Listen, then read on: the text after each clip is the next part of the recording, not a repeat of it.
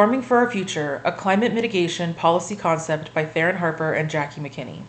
First, we must begin with a disclaimer. This report potentially encourages violation of the United States Animal Enterprise Terrorism Act of 2006, which prohibits any person from engaging in certain conduct for the purpose of damaging or interfering with the operations of an animal enterprise, an act that was passed through Congress with no formal vote under the suspension of rules, even though several lawmakers, organizations, and constituents extremely opposed its passage.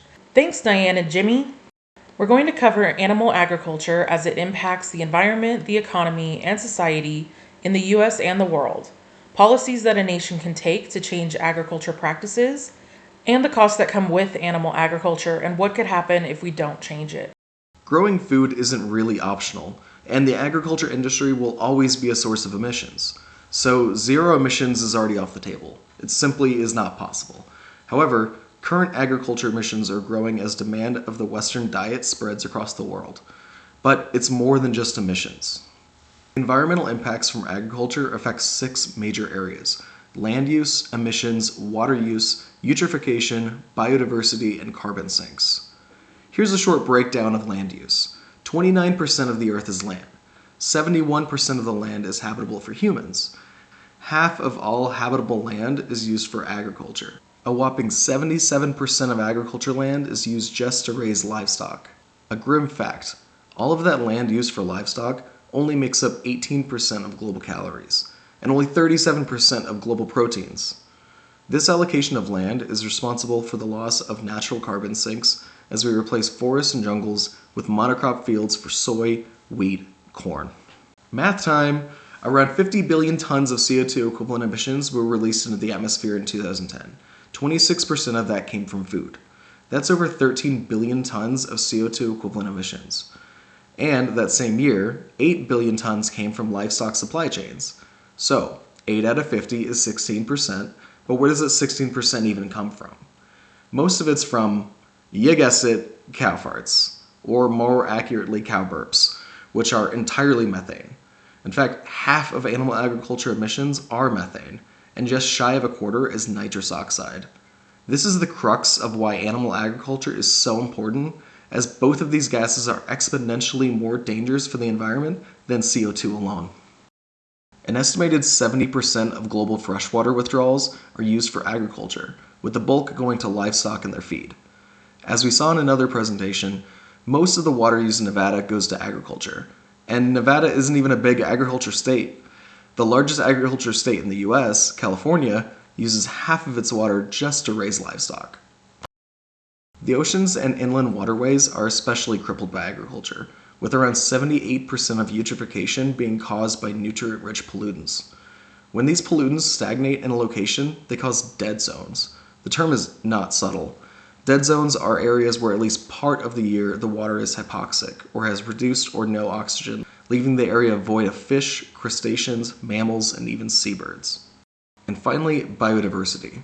The Earth's biodiversity has flipped in the last 200 years. 94% of wild mammals have been lost while replacing natural biomass with an overpopulation of a few species of livestock.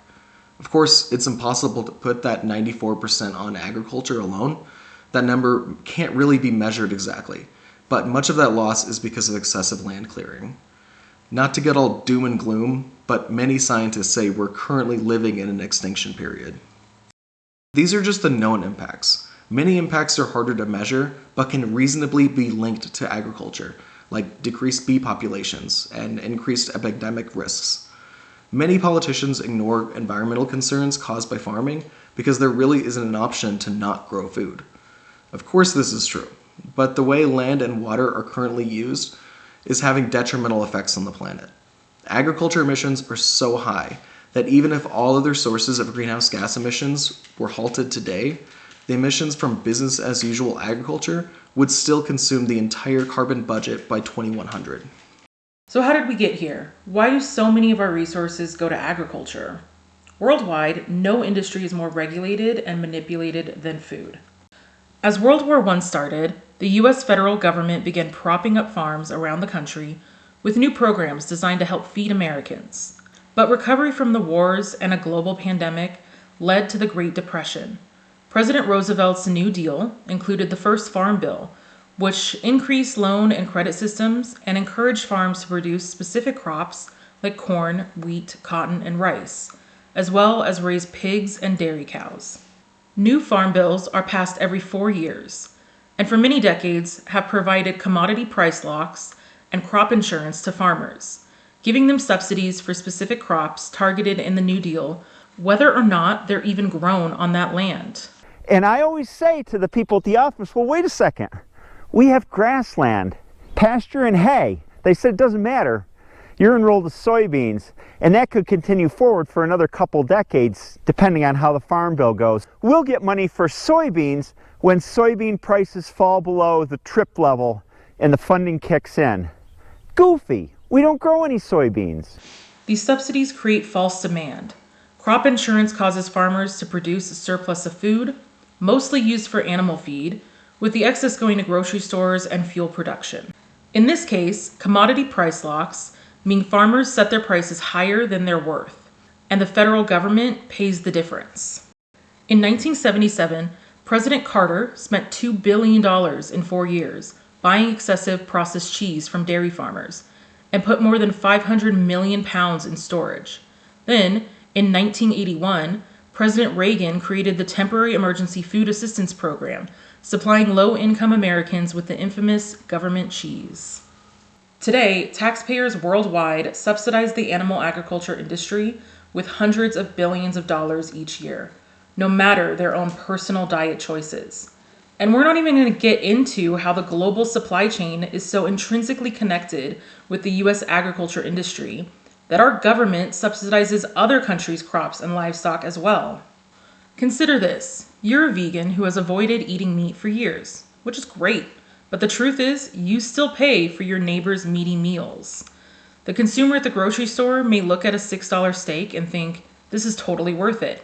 However, without the subsidies from the federal government, that $6 steak is more like $18 to $24, and the taxpayers are paying the difference. But we've always maintained meat in our diets, right? Isn't eating meat part of human history and evolution?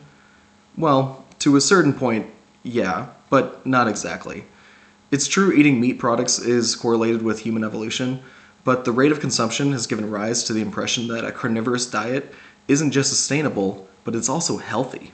Besides the obvious barrier of diet behavior, the public will struggle to distance themselves from their current eating habits, and probably claim traditions are being erased. However, removing chicken from a traditional cultural dish doesn't remove the spices that give it the flavor, the preparation method that gives it distinction, or the socialization effect from eating the meal with friends and family. Also, if you're the type of vegan that you will trick your meat-eating friends into eating vegan dishes by just lying to us and telling them there's meat in it, that is a shit way to play the game, and I 100% respect it. And of course, the world at large only recently started including so much meat in their regular diet. In 1912, the United States consumed almost 10 billion pounds of meat, and 100 years later, in 2012, the number was over 50 billion, an almost 5-fold increase. For centuries, family farmers treated meat as a luxury, saving it for special occasions and slaughtering animals when it was timely, not eating an entire chicken every day. But milk builds strong bones, right? Don't we need to eat meat to survive? How will we get enough protein if we eat less meat? The Got Milk campaign really did a number on Americans. Biologically, humans don't need milk from other animals. Approximately 68% of people worldwide and 36% of people in the US are lactose intolerant. The protein deficiency myth has also run wild in the US. Most Americans get twice as much daily protein and half the daily fiber they need because they get condensed protein from animals instead of straight from the source, plants. All protein is made by plants. I'll state that again for the record. All protein is initially made by plants, all of it. And it is not necessary to eat animal tissue in order to get protein. Only plants have the ability to actually take nitrogen from the air, break those molecules apart, and incorporate that nitrogen into amino acids and then make protein. Any protein you get from an animal is simply recycled plant protein. And finally, what about the people working on or living near farms? The farms are vital to local communities they're located in, right? The animal agriculture industry uses the image of mom and pop farms, but this is largely propaganda used to convince consumers they're getting their products from wholesome people and practices. Immigrants account for 73% of agriculture workers in the US, and 50% of these workers are estimated to be undocumented, allowing farm owners to exploit the majority of their employees with low wages and little to no labor rights. The truth is, industry practices hurt the workers they employ and residents in those communities alike.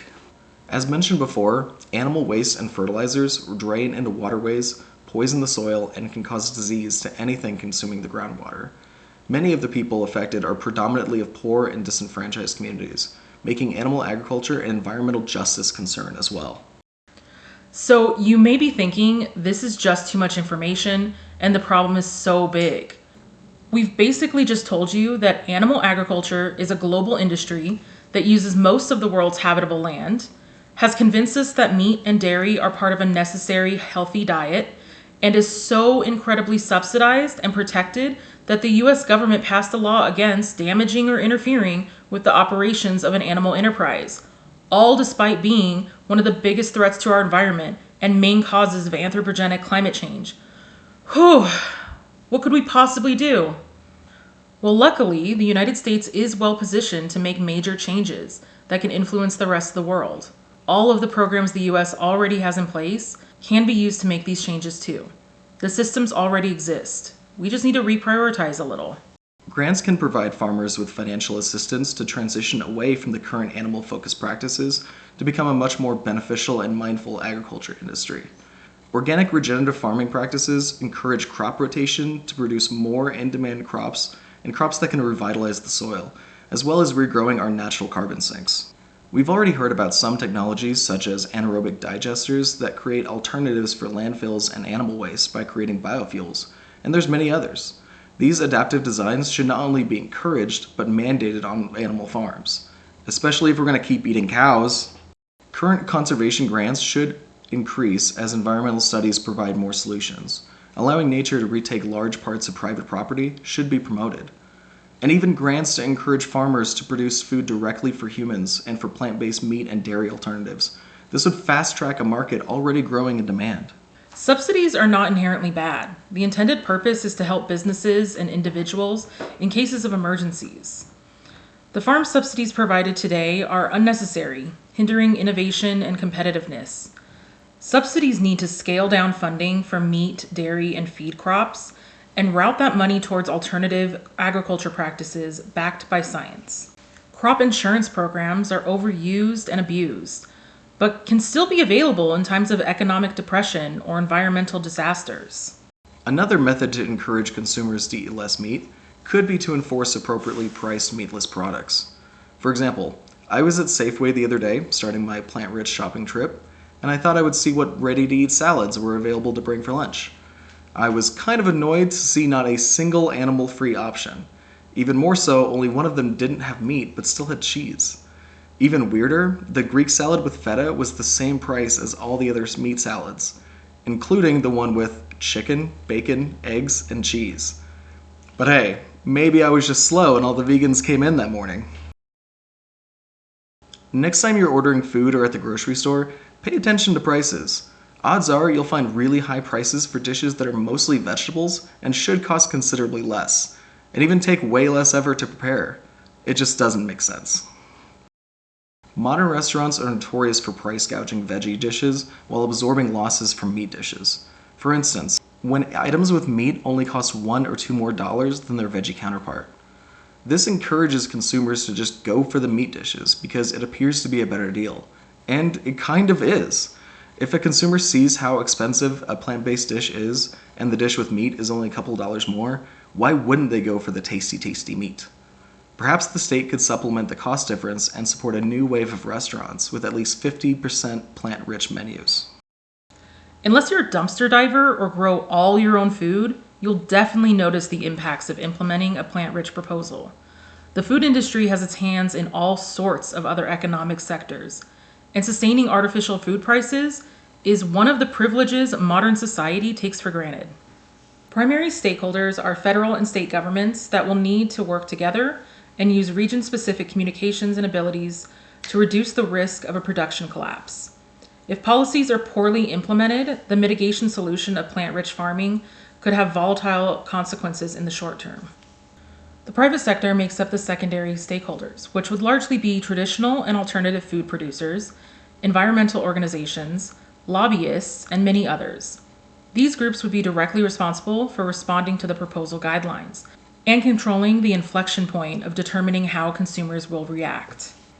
And finally, consumers. The interesting part of this solution is there's actually something you as consumers can do right now to help speed up the transition.